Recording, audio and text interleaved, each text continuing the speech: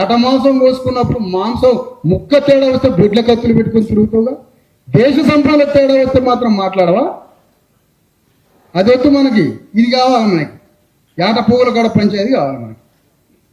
అందుకని ఇలాంటి క్లాసిఫికేషన్, వర్గీకరణ రాజ్యాంగానికి ఆత్మ లాంటిది, కులగణన రాజ్యాంగానికి ఆత్మ లాంటిది.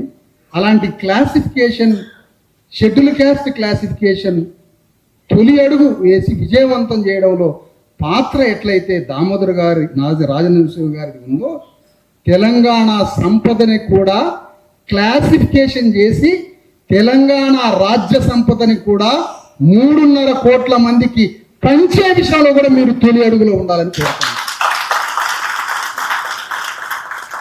అసలు బాధ్యత ఉంది మీ మీద, ఏదో అయిపోయింది అనుకున్నారు మీ పని.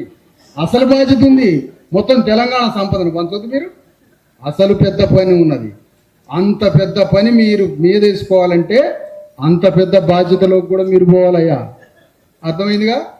అది అంత పెద్ద బాధ్యతలోకి పోయి అంత పెద్ద పని మీ ద్వారా జరగాలని, తెలంగాణలో అలాంటి అంత పెద్ద సమస్యను కూడా పరిష్కరించే సమర్థత మీకు ఉందని కోరుకుంటూ, రాజ్యం ఒక మంచి పని చేస్తే అభినందించాలి.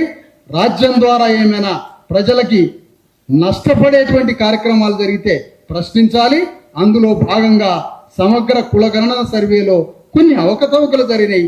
ఆ విషయంలో కూడా రాజ్యాన్ని ప్రశ్నించాల్సి సందర్భం మాలాంటి ప్రజాపక్షంగా ఉన్న వాళ్ళకి, అడ్వకేసీలో ఉన్న వారికి మేము ఇది ప్రశ్నిస్తాం. కులగణనలో లోపాలు ఉన్నాయన్న సంగతి, వర్గీకరణ చేసినందుకు అభినందించే వివేకం కూడా మాకుందని తెలియజేస్తూ సెలవు.